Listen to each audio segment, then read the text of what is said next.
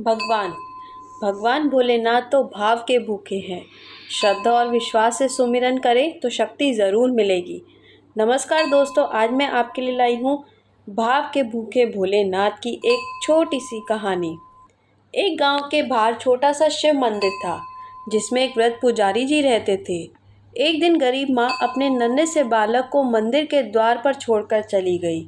बहुत खोजने पर भी पुजारी जी को बालक के परिवार का कुछ भी पता ना चला। जब गांव का कोई भी व्यक्ति उस बालक का लालन पालन करने को तैयार ना हुआ, तो पुजारी जी ने भगवान शिव की इच्छा समझकर उसे अपने पास रख लिया और उसका नाम भोला रख दिया। गांव के श्रद्धालु भक्तों से जो कुछ प्राप्त होता, उसी से भगवान शिव का, पुजारी जी का और बालक भोला का किसी तरह गुजारा चलता।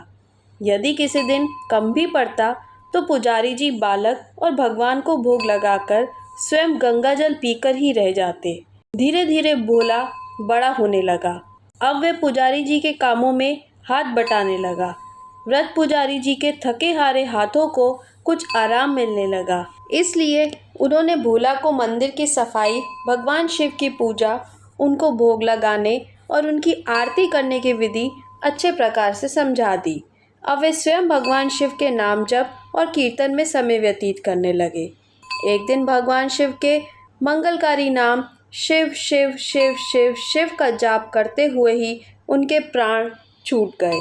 अब बालक भोला का इस संसार में भगवान शिव के सिवा और कोई सहारा ना रहा। उसने पुजारी जी की ये 3 बातें कभी नहीं भूली। भगवान भोलेनाथ शिव शंकर को ताजी गरम रसोई का ही भोग लगाना, भगवान को भोग लगाए बिना स्वयं कुछ भी नहीं खाना, भगवान शिव पर विश्वास रखकर कभी भी किसी भी वस्तु का संग्रह ना करना, बासी भोजन का भी नहीं। यदि कोई भक्त पहले से बना भोजन या मिठाई मंदिर में दे जाता, तो बालक भोला उसे गरीबों में बांट देता। वह ताजी रसोई बनाकर ही भगवान को भोग लगाता। उसके बाद ही स्वयं प्रसाद ग्रहण करता और यदि बचता तो उसे बांट देता। यदि रसोई बनाने को सामग्री ना होती, तो भोले बाबा और भोला भक्त दोनों गंगा जल पीकर ही रह जाते।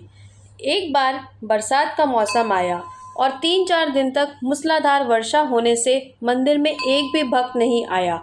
भोला अपने भोले बाबा को गंगा जल का ही भोग लगाता और उसे ही पीकर रह जाता। भोले बाबा बालक की भक्ति और सहन शक्ति की परीक्षा लेते रहते, किंतु आखिर में अपने भक्त बालक को भूख से तड़पते देख उनसे रहा ना गया। वे सेठ के नौकर का रूप धरकर हाथ में भोजन सामग्री की पोटली लेकर वर्षा में भीगते हुए मंदिर के द्वार पर जा पहुँचे। उन्होंने आवाज़ लगाकर भोला को बुलाया और उसके हाथ में पोटली देते हुए बोले, सेठ जी ने यह कच्चा राशन भेजा है, इससे रसोई बनाओ, भोग लगाओ और स्वयं भी प्रसाद ग्रहण करो। मैं कल फिर आऊँगा। भोला भक्त ने आशीर्वाद देकर उसे विदा किया और सूखी गीली लकड़ियों के धुएं में गरम रसोई बनाकर भोले बाबा को भोग लगाया। पूरे बरसात के मौसम में भोले बाबा नौकर के वेश में भोला भगत को सीधा देने आते रहे और स्वयं भी गरम गरम रसोई का भोग पाते रहे। एक दिन भोला भक्त ने सोचा कि सेठ जी को सीधा भेजते हुए 4 महीने हो चले हैं, किंतु वे स्वयं कभी मंदिर में भोले बाबा का प्रसाद ग्रहण करने नहीं आए।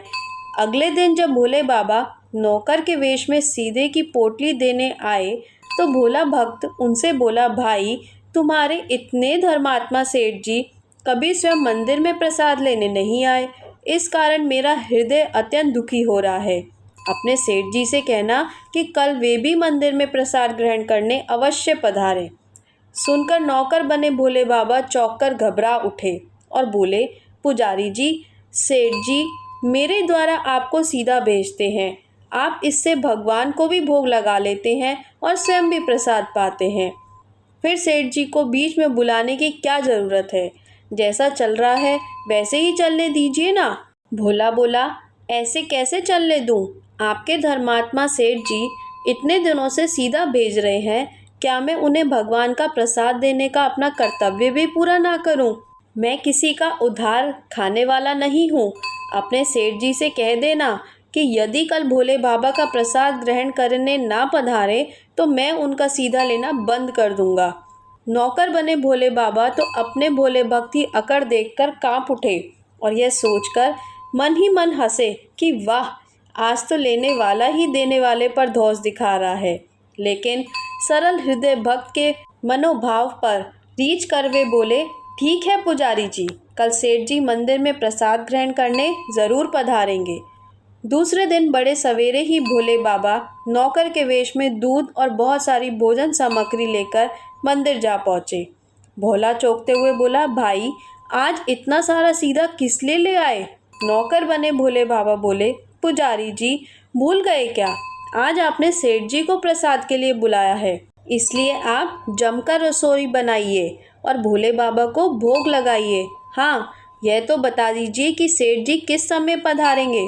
भोला ने प्रसन्न होकर उन्हें सेठ जी के आने का समय बता दिया। अब भोला भक्त की इच्छा पूर्ण करने के लिए भोले बाबा कैलाश पर सेठ का रूप धारण करने लगे।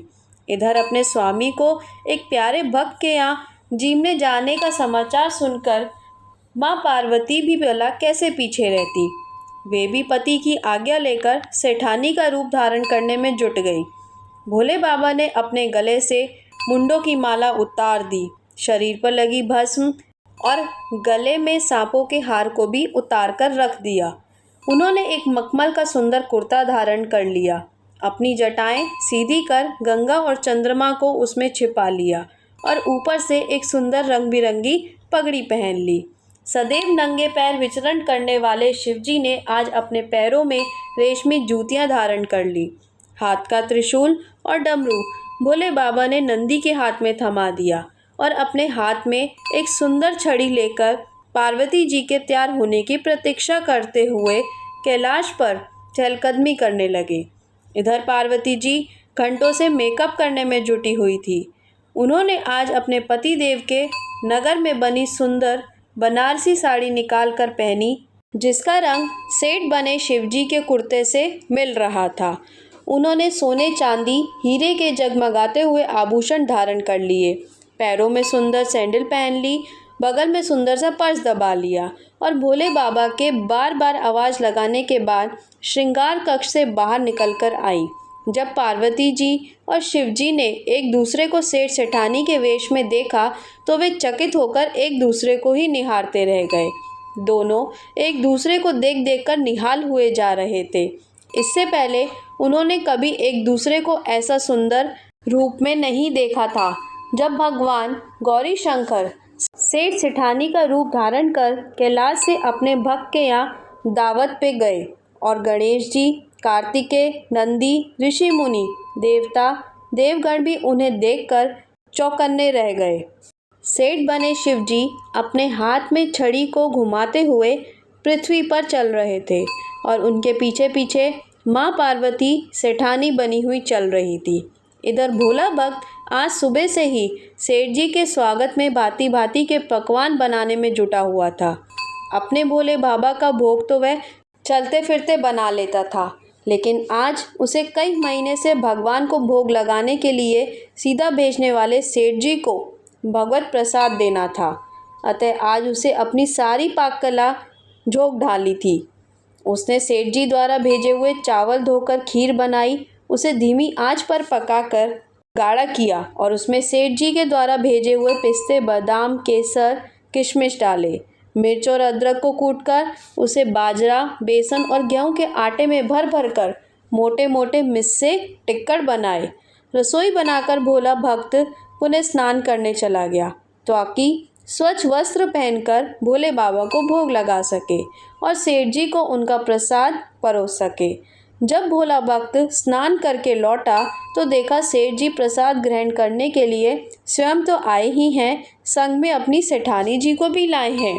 भोला ने झट दोनों से राम राम की, उन्हें आसन देकर बिठाया और बोला, मैं अभी भगवान को भोग लगाकर आता हूँ, फिर आपको प्रसाद परोसूंगा। भावना के भूखे भोले बाबा से भूख सहन नहीं हो पा रही थी, इसलिए वे बोले, पुजारी जी भगवान को जल्दी से भोग लगाइए, मुझसे भूख सहन नहीं होती। भोला भक्त बोला, सेठ जी भूख तो मुझे भी बड़ी ज़ोर से लग रही है, किंतु मैं अपनी भूख के कारण भगवान को भोग लगाना नहीं भूलता। यदि दुनिया के सारे लोग इसी तरह अपनी भूख के लिए भगवान को भोग लगाना भूल जाएं तो भगवान तो भूखों मर जाएंगे। सेठ जी बने भोले बाबा एक पत्तल उठाते हुए बोले, पुजारी जी आप भोग लगाइए, इधर मैं पत्तल परोस लेता हूँ, मुझसे भूख सहन नहीं हो पा रही है।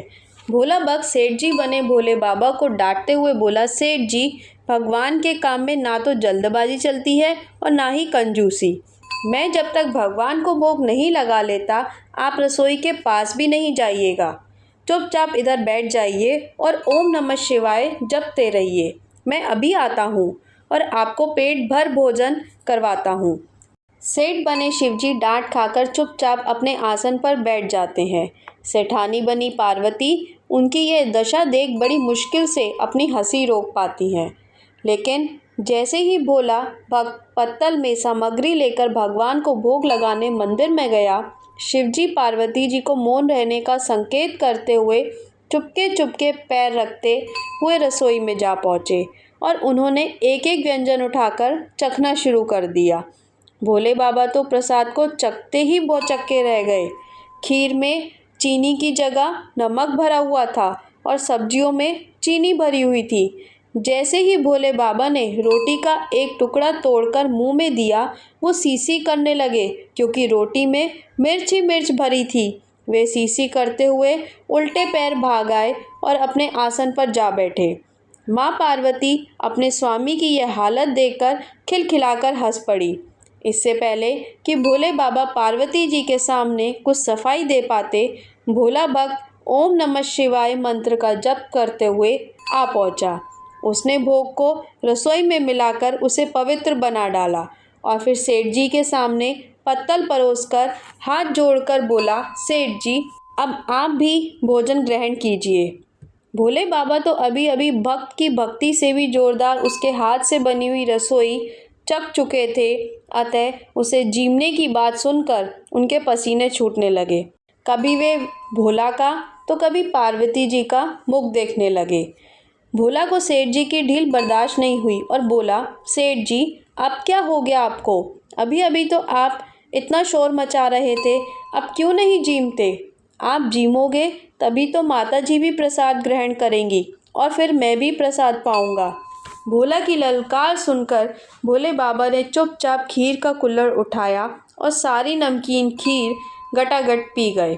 कुल्हड़ खाली होने की देर थी कि भोला ने उसे झट से भर दिया। अपने प्रिय भक्त के हाथों परोसे हुए भोग में भगवान को आज दुगना स्वाद आने लगा। भोला परोसता गया और भोले बाबा पीते गए। माता पार्वती भक्त और भगवान दोनों के प्रेम को देख देखकर मंत्रमुग्ध होती रही। जब सारी रसोई समाप्त हो गई तो भगवान ने एक जोर की डकार ली। भोला को होश आया और बोला, वाह सेठ जी वाह, मैं ही बावला था जो इतनी थोड़ी सी रसोई बनाई। मुझे पता होता कि आपको प्रसाद ग्रहण करने का इतना शौक है तो और भी ज़्यादा रसोई बनाता। भोले बाबा अपने पेट पर हाथ फेरते हुए सेठानी बनी पार्वती जी की ओर मुस्कुरा कर देखते हुए बोले, पुजारी जी मैं रोज़ इतना ही खाता हूँ, किंतु आज प्रसाद इतना स्वादिष्ट बना था कि अपने पर वश ही नहीं रहा और खाता ही चला गया। किंतु तभी भोला भक्त रुआसा होकर बोला, सेठ जी वह तो आपने ठीक किया, लेकिन माता जी तो भूखी ही रह गई। माता पार्वती से भोला का रुआसा मुंह देखा नहीं गया। उन्होंने बची हुई खीर की 4 बूंदें अपने कंठ में टपका ली। भोले बाबा द्वारा भोग लगाने से प्रसाद में अद्भुत अलौकिक स्वाद भर गया था। ऐसी सुगंधित और मीठी खीर चखकर जगत जननी अखंड तृप्त हो गई और उनके तृप्त होते ही सृष्टि का प्रत्येक प्राणी तृप्त हो गया। भोला भक्त बोला, सेठ जी आपने और माता जी ने प्रसाद ग्रहण कर लिया, मुझे अत्यंत संतोष हुआ है। समझ लीजिए कि आप दोनों द्वारा प्रसाद ग्रहण करने से मेरा भी पेट भर गया। मेरा तो वैसे भी महीने में 4-4 एकादशी हो जाती हैं, किंतु मैं भी एक दाना ही ले लेता हूँ जिससे कि भोले बाबा के प्रसाद का अनादर ना हो। ये कहकर जैसे ही भोला ने खीर के पात्र में लगा चावल का एक दाना उठाकर अपने कंठ में डाला, उसकी जन्म जन्मांतर की भूख प्यास मिट गई और समस्त वासनाओं और इच्छाओं की तृप्ति हो गई।